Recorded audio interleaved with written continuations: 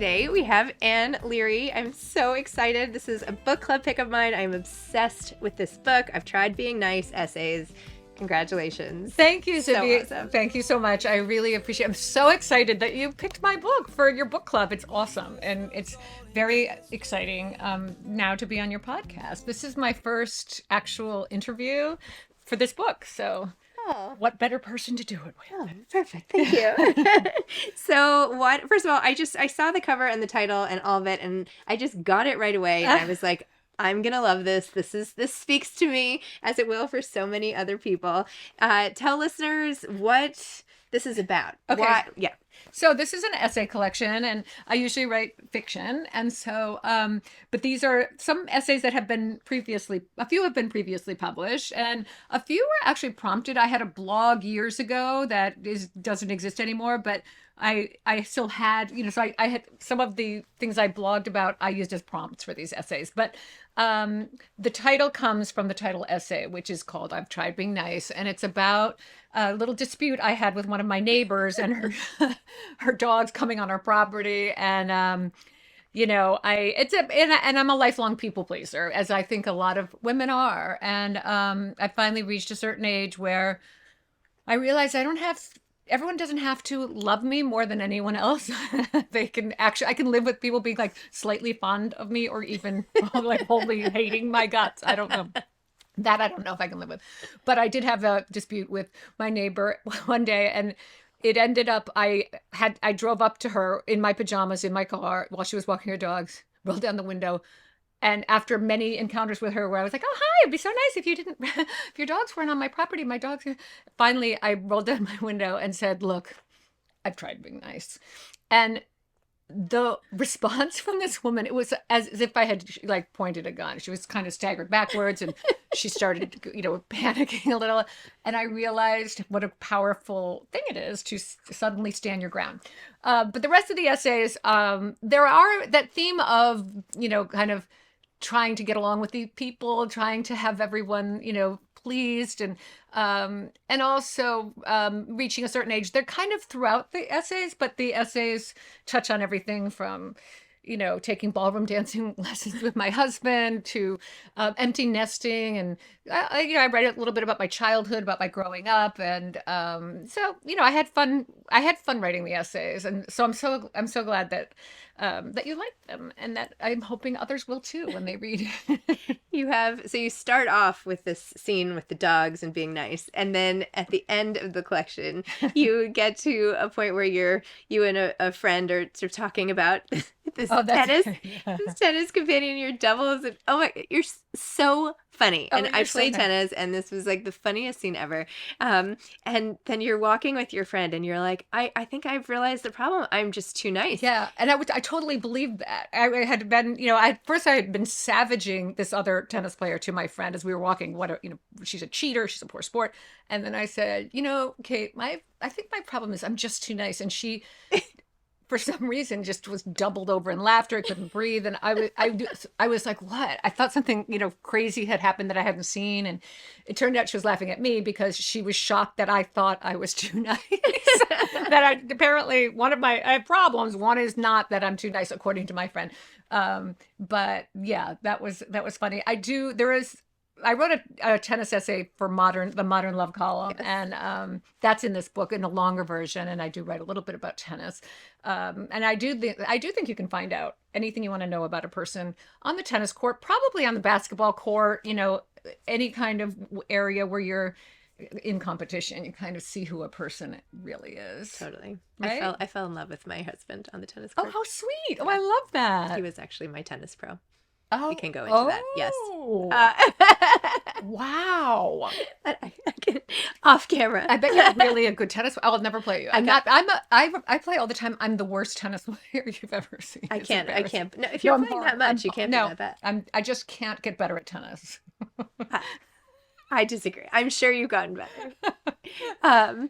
You have another essay in here that I literally I was like crying laughing about your empty nesting. Right. So in most literature and contemporary fiction and memoir, empty nesting is presented as this like horror. Like I've been I have this ticking clock, right? Like, oh my gosh, the sadness and all of this stuff. And you have turned that on its head and made it so fun and so full of personality. Talk a little bit about how empty nesting has been for you. So, I mean, I've been an empty nester now for a few years, but probably, you might be going through this already, but like leading up to, especially I have two children, a son and a daughter. And when my son was, close to graduating from high school and going off to college, I really had a hard time. I was very, very sad and worried. And, I then in this essay, I write about dropping him off and then, 2 years later, dropping my daughter off at college. And, it was I actually was, crying when we left her. And then my husband pulled over, I thought, because I was crying. And then finally I was like, no, I'm fine. I'm fine. I heard this noise from him. It's like, and I looked over, and the man's head was his face was buried in his hands. He was sobbing. It was so hard. So anyway, we got home. I was making dinner. I had the TV on while I cooked, and he came in and did his automatic shut the TV off. It's dinner time. And I said the words my husband had been waiting 20 years to hear, which was, let's watch TV while we eat. Because when the kids were growing up, we didn't watch TV even on school nights because they had so much homework, but we had family dinners. And so the essay is about all the other things we found out we had changed about ourselves to be good parents. And, I'm sure many people are naturally very conscientious and polite and have excellent manners and don't swear and don't gossip.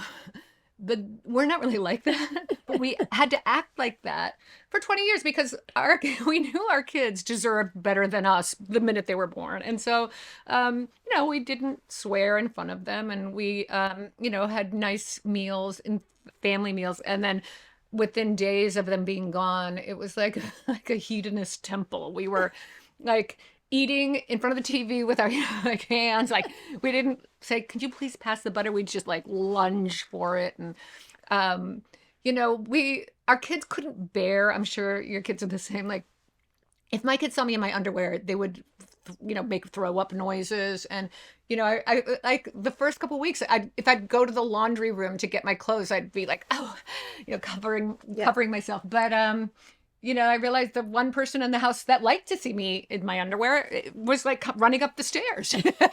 So please. And so it's just about like, finding out there was this bright side to that transition in my life. I didn't see it as it was coming up. I didn't see it as a transition. I saw it as at the end of this, wonderful family, the stage, and it wasn't the end. During COVID, and I didn't write about COVID really in these essays, but we had 3 adults in our house for a year and a half. They came back. And so we were like, where's that empty nest that we loved so much? No, you were so funny. You're like, when they come back again, we stop being like naked and swearing and all this stuff. But they kind of know that while they're not there, right, you're having like this alternate lifestyle. Yeah, we're being ourselves, which is not very, not the most commendable way to be. But do you think maybe your kids have some of all that in you and would think it was hilarious? I mean, they are your kids. Yeah. I mean, certainly as they got older, as we all do, you do start not worrying about your language, and then they stop worrying about theirs. Everyone starts kind of becoming adults together, right. Right? So, but I think, I do, I think I mentioned in the essay, I was, if I was on the phone with my sister gossiping and my daughter walked in the room, I'd stop, not just because I didn't want her to hear what I was saying, but I didn't want her to hear me saying it because gossiping isn't nice. Mm-hmm. And, I didn't want to set that example. And then, when she was gone, it was, full bore ahead. Oh. You write a lot about homeowning, which many people can relate to, and the raccoons who took up residence. No, bats that took up residence. Bats or raccoons? Both. You had bats on you, right, in one of the houses. Oh my gosh, yeah. So we had this. So we lived on this. Our kids were raised on this little, kind of a farm because it was, it had some acreage up in northwestern Connecticut, and but we're not really, we didn't know about the bat situation, and we had if you live in the country and you have a chimney, close it in the summer and also get a cap on it. But anyway, we had a series of bat invasions. It was embarrassing how many times bats came in our house, and it turns out, my husband is really pretty brave in most situations, but if you've ever seen The African Queen, and okay, well, the main character is afraid of leeches. He's in the water. Like, my husband is terrified of bats. I didn't know that until we had one fly in our house, and he tried to trample our children running away from it. And so, I did write about one time. I was sitting at a table where we think the bat must have spent the night like hanging upside down from the table, but I was wearing like these paper thin pajama bottoms. And when I stood up, my daughter, who was probably 8 or 9, said, Mom, there's a bat on your pajamas. And it's so weird because afterwards we played this over, and for some reason I didn't look down. I was so terrified. And I looked in her eyes and I said, is it real? And she said, yes. And then we screamed it.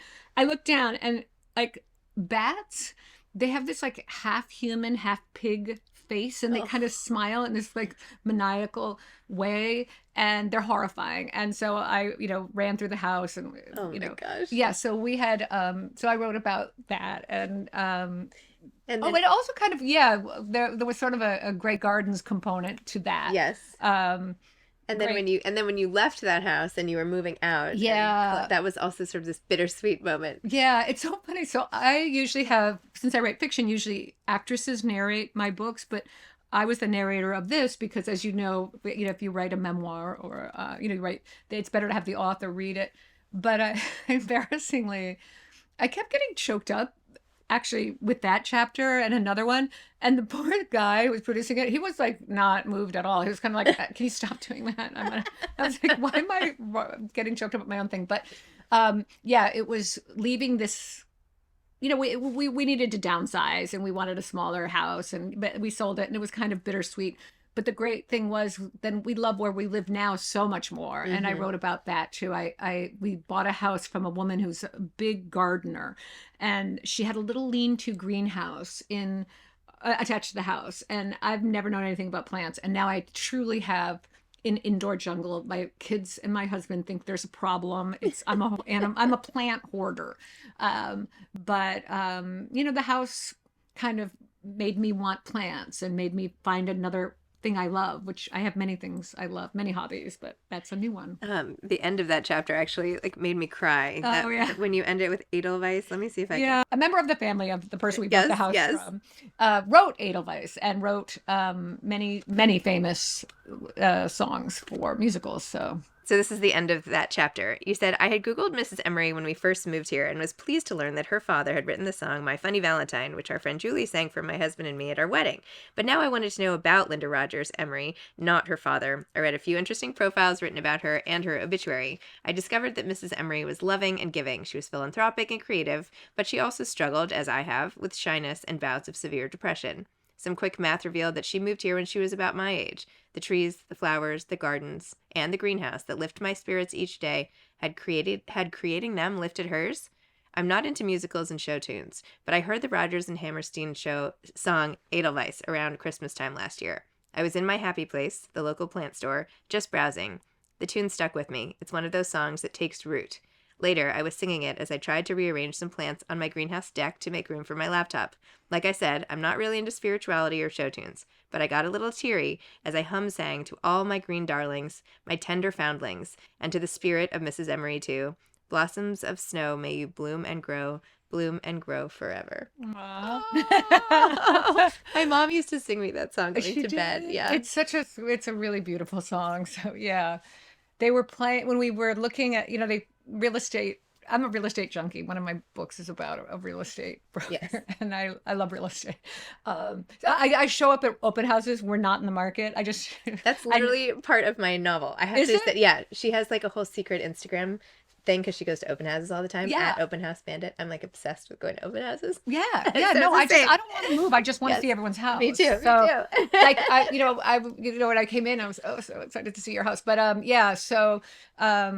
but when we were looking at this house, the brokers had like a little speaker and they were playing, songs from The Sound of Music. And so then they could lead that into the father of the woman who owned this place was this famous composer.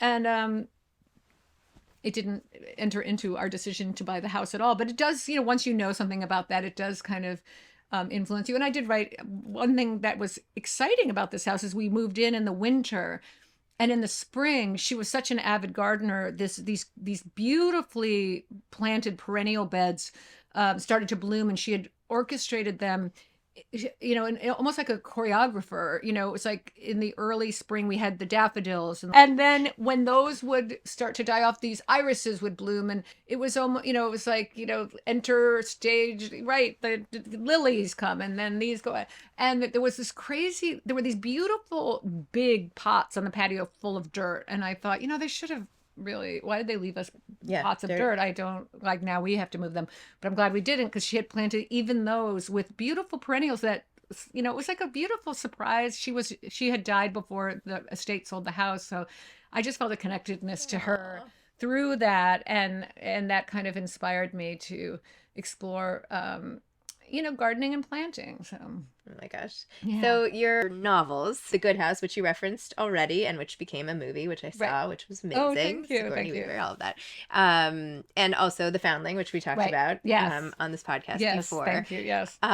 Your process for writing novels versus essays. Tell me about the difference and all of that. It's interesting. I'm usually working on a novel, so I'm often, and you probably have experienced this too, where if you're writing fiction, you are in another world, especially writing historical fiction. And The Foundling is my one historical novel, and it takes place in 1927. And I spent a lot of years working on that. So I was always in this, I like to be in a away place, in a fantasy place. And I do write in this book. I moved a lot as a child. I think that's why I had changing schools a lot. I often didn't have friends right away, and I just was very much into kind of escaping into fantasy. And so right now I'm working on trying to get a new novel started, and that's a hard thing for me. I don't know, like, for you what your process is, but I usually at this point am kind of auditioning narrators. So I know the story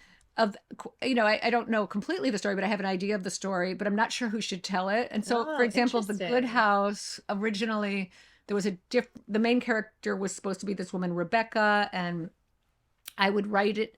And the only time it wasn't working, the only time the book came alive when I was writing about this, who was once a peripheral character, this Hildy, this real estate broker, who was this kind of real New Englander and real towny. And I knew this character very well. And I actually really, every time I was writing about her, the book came alive.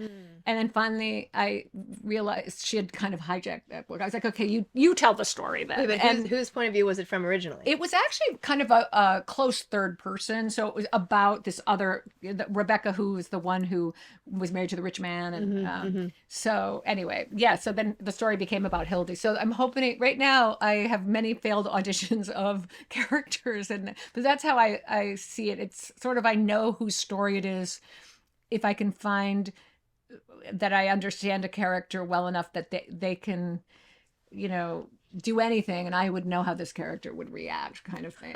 I felt like, I told my editor at the time when I was working on The Good House, I felt if my editor said, we need a scene with Hildy on the moon, I would know exactly what Hildy would do in space. So I think that's a really important thing with my writing. I like to really fully develop characters, and then the plot kind of comes from that.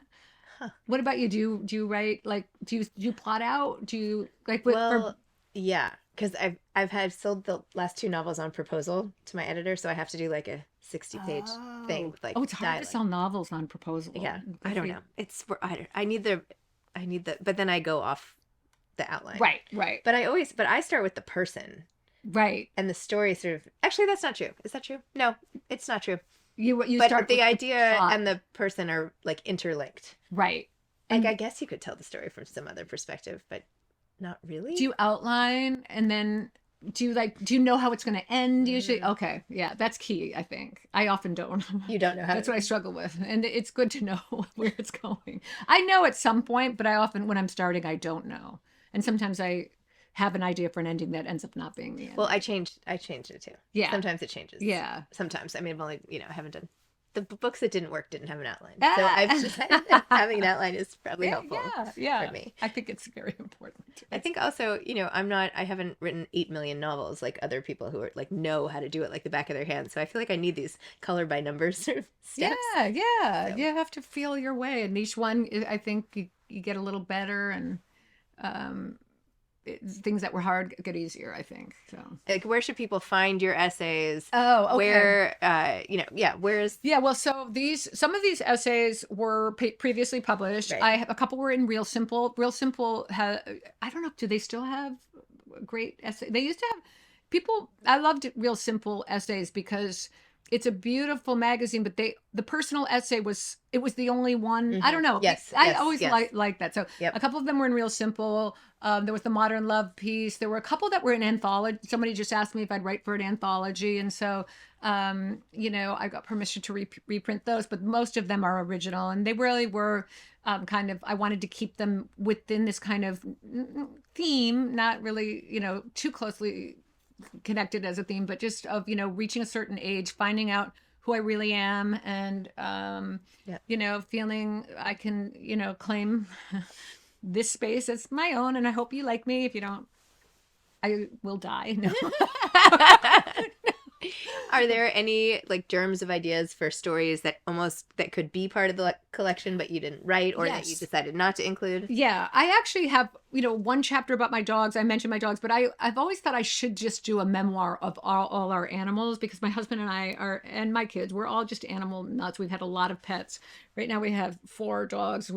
That's about 3 too many right now. We have 2 very unhinged rescues, but they're kind of our life. And so, but I do I'm obsessed with animal behavior, and so I thought I'd like to do a whole collection of just that. But there were essays I wrote that just weren't right for this collection that I might put in another one.